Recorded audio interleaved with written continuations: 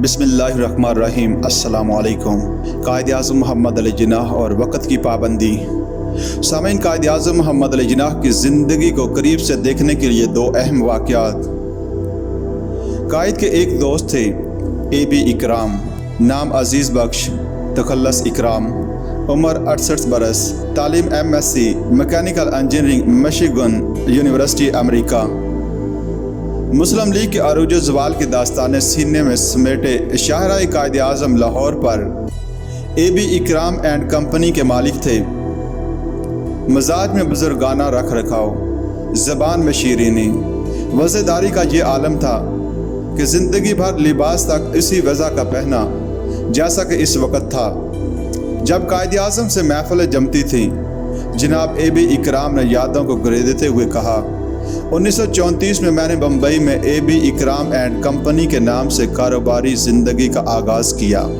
इस वक्त मिस्टर जिन्नाह वलायत में थे। मेरी उनके साथ शनासाई न थी।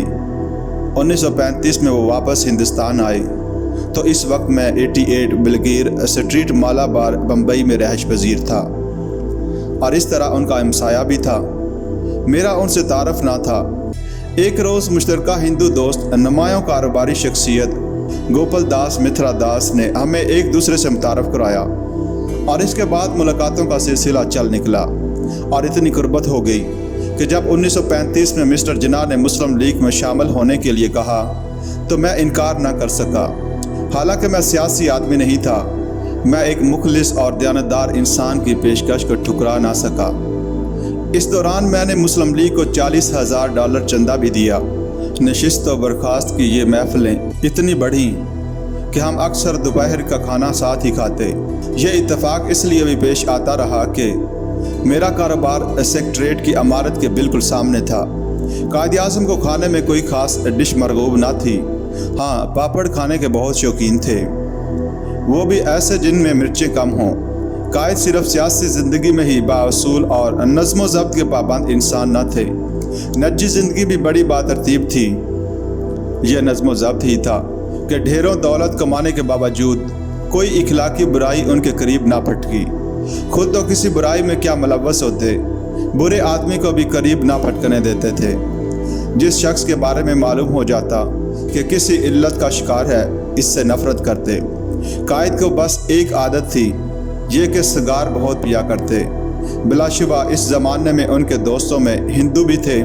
जिस दोस्त गोपाल दास के ज़रिए मेरी जिन्नाह साहब से मुलाकात हुई, वो उनका भी दोस्त था। मुलाहिज़ा करें उनका वो हिंदू दोस्त भी किस किरदार का मालिक था। वो शख्स बीड़ी का कारोबार करता था कि इसका दिवालिया हो गया। वो जापान चला गया, इसने पाई पाई अदा कर दी।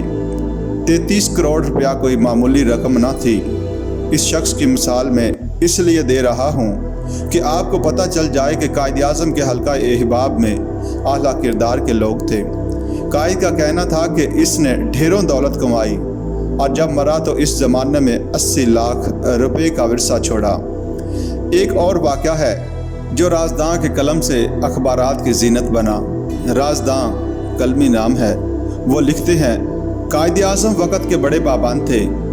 इस बारे में कई वाक़यात मशहूर हैं, लेकिन जो वाक़या मैं आपको सुनाना चाहता हूँ इससे बहुत कम लोग वाकिफ़ होंगे। मुझे कायद के एक जानिसार सिपाही ने बताया कि क़याम पाकिस्तान के कुछ अरसा बाद स्टेट बैंक का इफ्तिताह हुआ। कायद इस तकरीब में मेहमान ख़ुसूसी थे। वो ठीक वक्त पर तशरीफ़ लाए, लेकिन कई वज़रा और सरकारी अफसरान अभी तक तकरीब में नहीं पहुँचे थे। इनमें वज़ीर-ए-आज़म लियाकत अली ख़ान भी शामिल थे। अगली रो की कई कुर्सियाँ जो बड़े अफसरान और वज़राए किराम के लिए मखसूस थीं, खाली पड़ी थीं।